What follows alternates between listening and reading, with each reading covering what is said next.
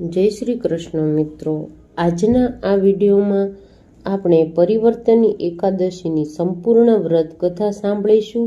તેમજ સાથે સાથે તેની વ્રતની પૂજા વિધિ તેમજ વ્રત કઈ રીતે કરવું અને વ્રત કરવાથી કયું ફળ પ્રાપ્ત થાય છે તે તમામ માહિતી આ વિડીયોમાં આપેલી છે. તો તમને વિનંતી છે કે આ વિડીયો પૂરો તમે સાંભળજો. તો મિત્રો, હવે આપણે શરૂ કરીએ કે પરિવર્તની એકાદશીના દિવસે ભગવાન વિષ્ણુના વામન અવતારની પૂજા કરવામાં આવે છે અને કેટલાક પ્રદેશોમાં તેને પાર્શ્વ એકાદશી તરીકે પણ ઓળખવામાં આવે છે. આ દિવસે સૂતી વખતે શ્રી વિષ્ણુ વઢે છે, તેથી તેને પરિવર્તની એકાદશી કહેવામાં આવે છે. તેને પદ્મ એકાદશીના નામથી પણ ઓળખવામાં આવે છે. જે મનુષ્યો આ દિવસે ભગવાન વિષ્ણુના વામન અવતારની ઉપાસના કરે છે તેઓ વાજપેયી યજ્ઞ સમાન ફળ મેળવે છે અને તેમના તમામ પાપોનો નાશ પણ થાય છે. આ દિવસે લોકો લક્ષ્મી પૂજા કરે છે, કારણ કે આ દિવસે લક્ષ્મીને પ્રસન્ન કરવાનો ઉત્તમ પ્રસંગ માનવામાં આવે છે. હવે આપણે જાણીએ કે પરિવર્તની એકાદશીની વ્રત પૂજાની વિધિ શું છે. તો પરિવર્તની એકાદશી વ્રત અને પૂજા, જેને પાર્શ્વ એકાદશી વ્રત તરીકે પણ ઓળખવામાં આવે છે, તે બ્રહ્મા, વિષ્ણુ અને ત્રણેય લોકની પૂજા કરવા સમાન છે. આ એકાદશી માટે મનુષ્ય ઉપવાસ કરે છે. સૂર્યાસ્ત પછી દશમીના એક દિવસ પહેલા ભોજન ન લેવું જોઈએ. રાત્રે સૂતી વખતે ભગવાન વિષ્ણુના નામનો જાપ કરવો જોઈએ. એકાદશીના દિવસે સવારે વહેલા ઉઠી અને ભગવાનના નામનું સ્મરણ કરવું.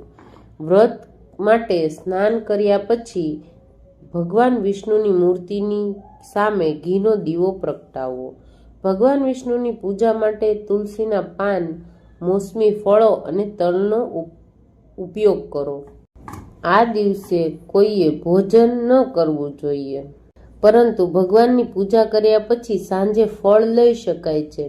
વ્રતના દિવસે જૂઠું બોલવાનું અને બીજાની ટીકા કરવાનું ટાળો. તે સિવાય તાંબાના વાસણ, ચોખા અને દહીંનું દાન કરો. દ્વાદશીના બીજા દિવસે સૂર્યોદય પછી તમારું વ્રત ખોલો અને જરૂરિયાતમંદ અથવા બ્રાહ્મણને ભોજન અને દાન અર્પણ કરો. હવે આપણે પરિવર્તની એકાદશીની વ્રત કથા સાંભળીશું. તો મહાભારતના કાળ દરમિયાન ભગવાન શ્રી કૃષ્ણને પાંડુના પુત્ર અર્જુને પૂછ્યું, ત્યારે પરિવર્તની એકાદશીના વ્રતનું મહત્વ વર્ણવ્યું હતું. ત્યારે ભગવાને કહ્યું કે હે અર્જુન, તમામ પાપોનો નાશ કરનાર એટલે કે પરિવર્તની એકાદશીની કથા ધ્યાનથી સાંભળજો.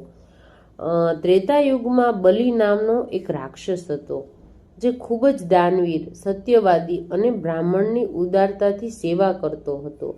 તે ઘણીવાર યજ્ઞ, તપસ્યા વગેરે કરતો હતો. તેની ભક્તિ એટલી પ્રબળ હતી કે તેણે દેવરાજ ઇન્દ્રની જગ્યા લીધી અને સ્વર્ગમાં શાસન કરવા લાગ્યો. તેનાથી ડરીને દેવરાજ અને અન્ય દેવો ભગવાન વિષ્ણુ પાસે ગયા અને તેમને મદદ કરવા વિનંતી કરી. પછી તેણે બ્રાહ્મણ છોકરા વામન તરીકે અવતાર લીધો અને રાજા બલિને હરાવ્યા. ભગવાન શ્રી કૃષ્ણએ કહ્યું કે વામન અવતાર લઈને મેં તેમને વિનંતી કરી કે હે રાજન, જો તમે મને 3 પગલા જેટલી જમીન આપો છો તો તમને 3 જગત માટે આપવામાં આવેલા દાનનો પુરસ્કાર મળશે. રાજા બલિ મારી વિનંતી માટે સંમત થયા.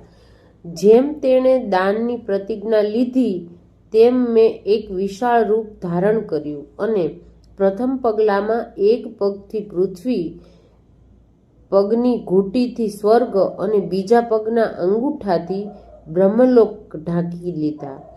પરંતુ ત્રીજા પગલા માટે રાજા પાસે આપવા માટે બીજું કંઈ નહોતું. તેથી તેણે તેનું માથું અર્પણ કર્યું અને મેં ભગવાન વામન તરીકે ત્રીજા પગલા તરીકે મારો પગ તેના માથા પર મૂક્યો. તેમની ભક્તિ અને પ્રતિબદ્ધતાથી પ્રસન્ન થઈ ને ભગવાન વામને તેમને પાતાળ લોકનો રાજા બનાવ્યો અને રાજા બલિને કહ્યું કે હું હંમેશા તમારી સાથે રહીશ.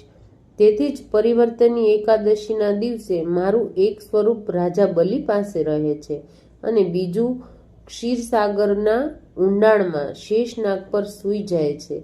તેથી આ એકાદશી પર ભગવાન વિષ્ણુ સૂતી વખતે વળે છે. તો મિત્રો, આ હતી પરિવર્તનની એકાદશીની વ્રત કથા. તો તમને આ વિડીયો ગમ્યો હોય તો મારા વિડીયોને લાઈક, શેર અને સબસ્ક્રાઈબ જરૂર કરજો. ધન્યવાદ.